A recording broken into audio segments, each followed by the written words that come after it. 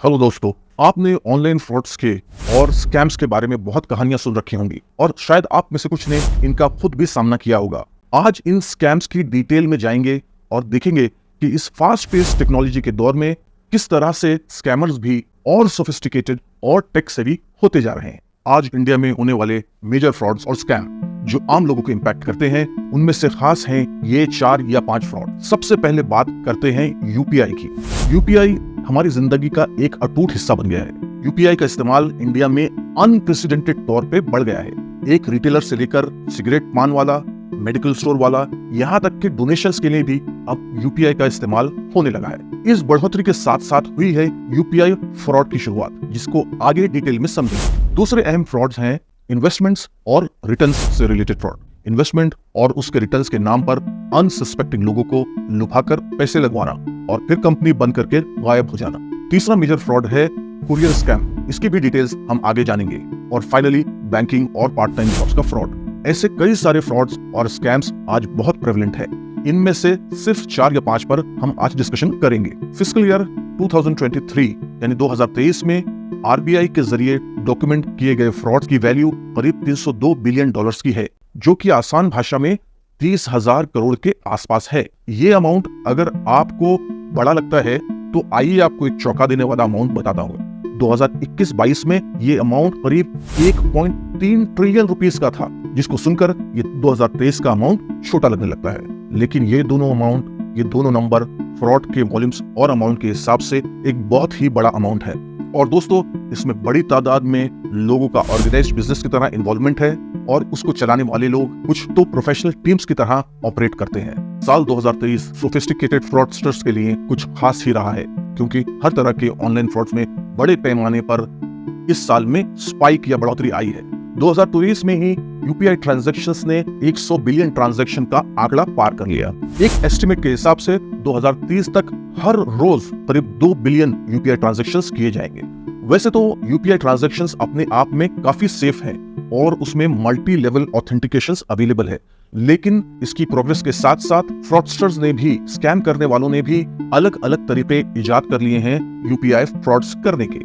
2021-22 में फोर्ब्स की वेबसाइट के मुताबिक करीब 95,000 फ्रॉड्स हुए हैं और ये आंकड़ा एक साल पहले करीब 84,000 था। इसमें से स्टैगरिंग 55% फ्रॉड वो हैं जो यूपीआई के थ्रू किए गए। तो ये एक बहुत ही बड़ा नंबर है। ये फ्रॉड इंडिया में 3-4 अलग अलग तरीकों से किए जाते हैं। मिसाल के तौर पे आपके पास एक कॉल आती है, जो आपने अभी शॉपिंग की थी उसमें कुछ अमाउंट हमारी कंपनी को ज्यादा आ गया है और वो अमाउंट हम आपको लौटाना चाहते हैं। तो इस तरीके से रिटर्न्स के बहाने सीधे साधे लोगों को एक फ्रॉड में ठगा जाता है। उनको एक यूपीआई दे दी जाती है, उनका भरोसा पहले बिल्ड किया जाता है मीठी बातें करके, और उसके बाद उनको वो यूपीआई का क्यूआर कोड स्कैन करने के लिए कहा जाता है। खास तौर से उम्र दराज लोग और यंग स्टूडेंट्स उसके शिकार होते हैं। क्यूआर कोड देने के बाद वो आपसे उसको स्कैन करने के लिए कहते हैं और उसमें एक सर्टेन अमाउंट डला हुआ होता है, और जैसे ही आप उसके अंदर पिन नंबर डालते हैं तो एक सर्टेन अमाउंट आपके अकाउंट से डेबिट हो जाता है। ये एक फ्रॉड करने का आसान तरीका है। दूसरी ये बात कि इसके अंदर क्यूआर कोड का भी इस्तेमाल होता है। कभी कभी एसएमएस के जरिए या व्हाट्सएप के जरिए आपको लिंक भी भेजा जाता है। दूसरा तरीका है स्पूफ्ड यानी कि नकली वर्चुअल पेमेंट एड्रेस बनाने का। डिजास्टर रिलीफ या रिलीफ फंड के नाम पर इस फंड के क्यूआर कोड से मिलती जुलती एक क्यूआर कोड या लिंक तैयार कर लेते हैं और लोगों में ये क्यूआर कोड या लिंक सर्कुलेट किया जाता है इमोशंस के बेसिस पे कि ये फला जगह की रिलीफ फंड के लिए पैसा जमा किया जा रहा है। इसके जरिए भी इंडिया में कई फ्रॉड्स किए गए हैं और अनसस्पेक्टिंग सीधे साधे लोग उस लिंक पर क्लिक करके अमाउंट पे कर देते हैं और वो जानते नहीं है कि ये पैसा रिलीफ फंड में ना जाकर किसी एक इंडिविजुअल के अकाउंट में जा रहा है। आइए आगे बढ़ते हैं। तीसरा और अहम तरीका यूपीआई फ्रॉड करने का मैलवेयर के थ्रू है, जहां पर अनसस्पेक्टिंग लोगों को लिंक भेजकर उस पर क्लिक करवाया जाता है और उनकी यूपीआई डिटेल्स, जैसे कि उनकी यूपीआई एड्रेस हो, वो चोरी कर ली जाती है और किसी बहाने से फिर उनसे पिन नंबर ले लिया जाता है और उस पिन नंबर से वो अपने फोन पर या तो सिम स्वैपिंग के जरिए या डायरेक्ट ट्रांजैक्शंस कर सकते हैं। आपको जानकर हैरानी होगी कि 50% से ज्यादा के इस तरीके के फ्रॉड 10,000 से कम अमाउंट के हैं, लेकिन 28% से ज्यादा के फ्रॉड 10,000 से लेकर 10 लाख रुपए तक के हैं और लगभग 2% ऐसे हैं जो 10 लाख से भी ज्यादा के फ्रॉड्स हैं। आगे बढ़ते हैं। इन्वेस्टमेंट स्कैम इंडिया में एक बहुत पुराना स्कैम है, लेकिन इसको हाल के दिनों में सोफिस्टिकेटेड और डिजिटल कर दिया गया है। आपसे कहा जाता है कि हमने एक इन्वेस्टमेंट कंपनी सेटअप की है और आप इसमें पैसा लगाइए और एक बहुत बड़ा रिटर्न आपको मंथली बेसिस पर मिला करेगा। और ये अलग अलग शहरों में छोटे छोटे टीम्स बनाकर इस तरीके के फ्रॉड्स किए जाते हैं। तो पैसा लगाइए, उसके लिए बहाना बनता है प्रॉपर्टी, उसके लिए बहाना बनता है कोई स्टॉक्स या क्रिप्टो करेंसी, और उसके जरिए बताया जाता है कि आपको बड़ा रिटर्न मिलेगा। इस झांसे में आकर कुछ लोग उसमें पहले अमाउंट लगाते हैं, उनको शुरू के कुछ महीनों में कुछ अमाउंट रिटर्न किया जाता है, कभी 30%, कभी 40%, यहाँ तक कि कभी कभी 50% भी।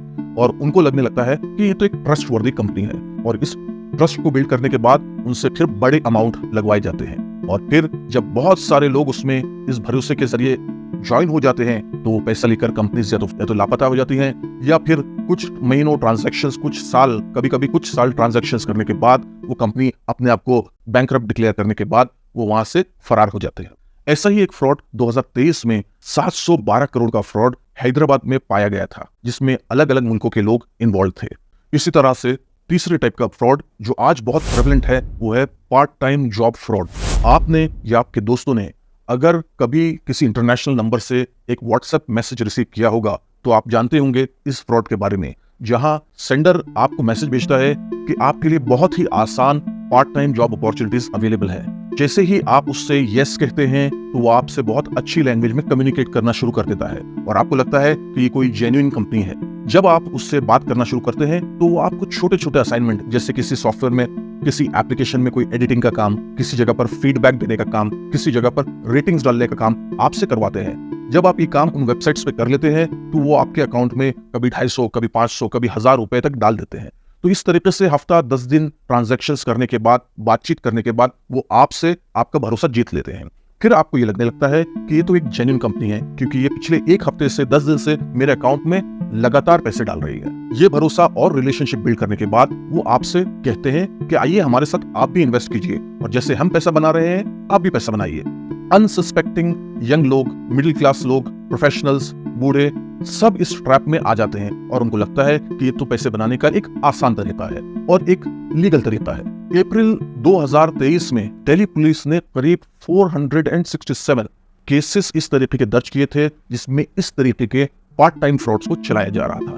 ये आंकड़ा उससे जस्ट 3 साल पहले यानी 2020 में सिर्फ 32 केसेस का था।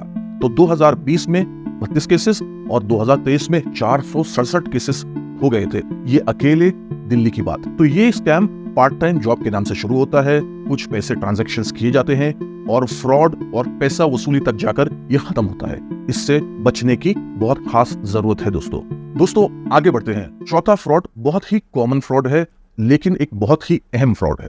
ये फ्रॉड सालों से चला रहा है, लेकिन इसमें भी सोफिस्टिकेशन आया है। बैंकिंग फ्रॉड, जहां पर फिशिंग के थ्रू, आइडेंटिटी थेफ्ट के थ्रू या आपके किसी तरीके से क्रेडिट कार्ड इंफॉर्मेशन चुरा लेने के बाद ये आपका सारा पैसा निपटा लेते हैं। 2023 में करीब 13,530 ऐसे फ्रॉड केसेस सामने आए थे और इनमें से करीब 6,650 डिजिटल पेमेंट के केसेस थे, जो या तो ऑनलाइन पेमेंट के जरिए फ्रॉड किया गया था या क्रेडिट कार्ड या डेबिट कार्ड के जरिए इंटरनेट पे किए गए फ्रॉड्स थे। इनकी वैल्यू करीब 3,500 करोड़ रुपए थी।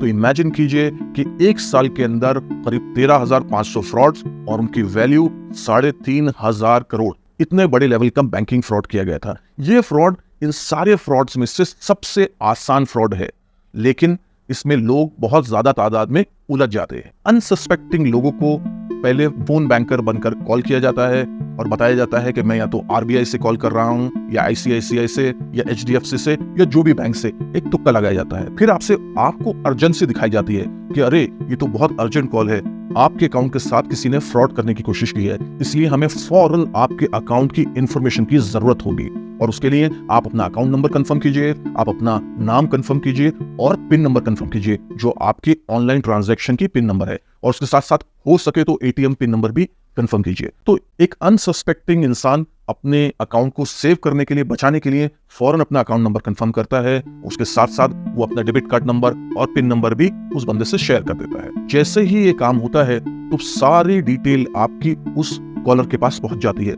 एक सीवीवी नंबर की जरूरत होती है जो आपके साथ रिलेशनशिप बिल्ड करके वो फौरन आपसे सीवीवी नंबर भी ले लेता है।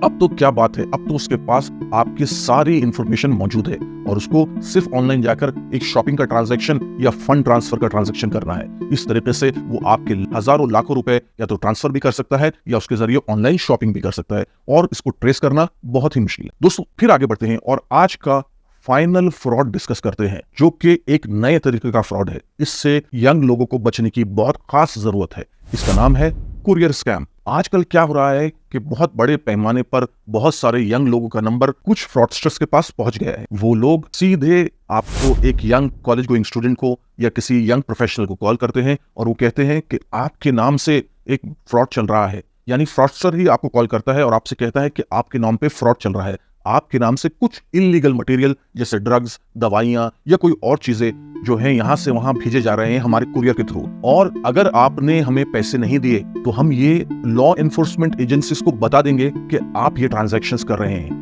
तो बंदा इसको सुनकर फौरन डर जाता है क्योंकि बेचारा वो तो जॉब करने वाला या स्टूडेंट्स होता है या घर पर बैठा हुआ कोई एजेड इंसान होता है और वो उसके झांसे में आता है। डर की वजह से पहले वो उनको छोटे अमाउंट ट्रांजैक्शंस करवाते हैं, फिर उनको बचाने के नाम पर उनसे बड़े अमाउंट ट्रांसफर किए जाते हैं और वो कहते हैं कि अगर आपने अमाउंट ट्रांसफर नहीं किया तो हम पुलिस में या दूसरी एजेंसीज को इसके बारे में बता देंगे। तो एक्सटॉर्शन के साथ साथ वो आपको डराते हैं, मेंटल स्ट्रेस देते हैं और इस तरीके से अपना फ्रॉड कर निकल जाते हैं। कई लोग तो इसमें बड़े बड़े अमाउंट देकर फंस जाते हैं, लाखों का अमाउंट भी लोग इसमें दे चुके हैं। आज न्यूज में इस तरीके के फ्रॉड्स के बारे में बहुत सारी जानकारी मौजूद है। अकेले बेंगलोर में इस तरीके की 163 कंप्लेंट्स एक साल में फाइल की गई थी, जहां पर फ्रॉडस्टर ने अपने आप को किसी बड़ी कुरियर कंपनी का रिप्रेजेंटेटिव बताया और लोगों को अपनी बातों में उलझाकर उनसे इंफॉर्मेशन लेकर उनको बताया कि उनके नाम से किसी तरीके का फ्रॉड चल रहा है, अगर उन्हें बचना है उस फ्रॉड के नाम से तो उन्हें पेमेंट करना होगी। इस तरीके से डराकर